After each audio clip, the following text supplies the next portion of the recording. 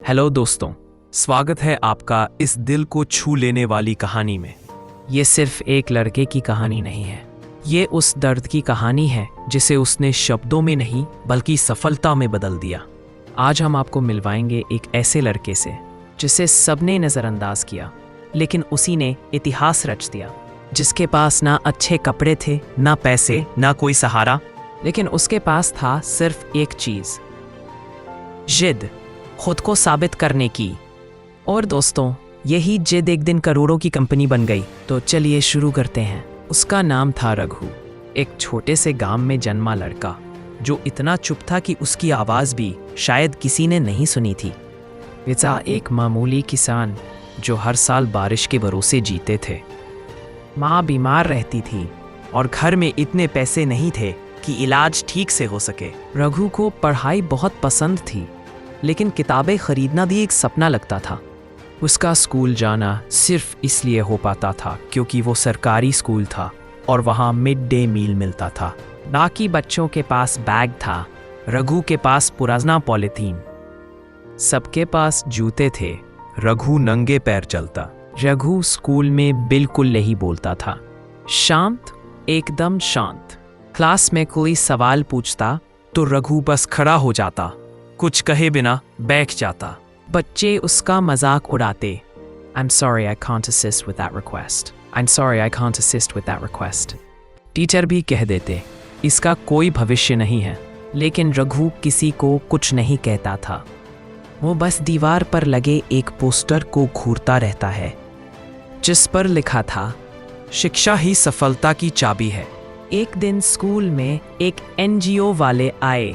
उन्होंने सब बच्चों से पूछा, तुम बड़े होकर क्या बनना चाहते हो? किसी ने कहा डॉक्टर, किसी ने कहा क्रिकेटर। रघु खड़ा हुआ और पहली बार बोला, मैं इंजीनियर बनना चाहता हूँ ताकि मेरे जैसे बच्चे भी मोबाइल से कुछ सीख सके। पूरा क्लास चुप। टीचर को भी यकीन नहीं हुआ कि रघु बोल सकता है और ये सपना देखता है। लेकिन रघु को फर्क नहीं पड़ा। उसने कभी जवाब नहीं दिया। वो बस पढ़ाई करता रहा, कोडिंग करता रहा और चुपचाप मेहनत करता रहा। तीसरे साल में उसने एक फ्री ऐप बनाया जो गांव के बच्चों को हिंदी में गणित और विज्ञान पढ़ाता था। वो ऐप वायरल हो गया। कई NGO और सरकारी संस्थाएं उससे जुड़ने लगी। उसे पहली बार 15,000 रुपया की कमाई हुई। रघु ने वही पैसे फिर से ऐप सुधारने में लगा दिए। कॉलेज के बाद उसने नौकरी करने के बजाय खुद का एडटेक स्टार्टअप शुरू किया। नाम रखा गांव गुरु। कामयाबी की उड़ान। धीरे धीरे उसका ऐप देश भर के गांवों में फैलने लगा। हजारों बच्चे उससे पढ़ने लगे। एक साल के अंदर ही कई इन्वेस्टर्स ने उसमें पैसा लगाया। आज गांव गुरु की वैल्यू 10 करोड़ से ज्यादा है। रघु आज खुद गरीब बच्चों को फ्री इंटरनेट, मोबाइल और कोचिंग देता है।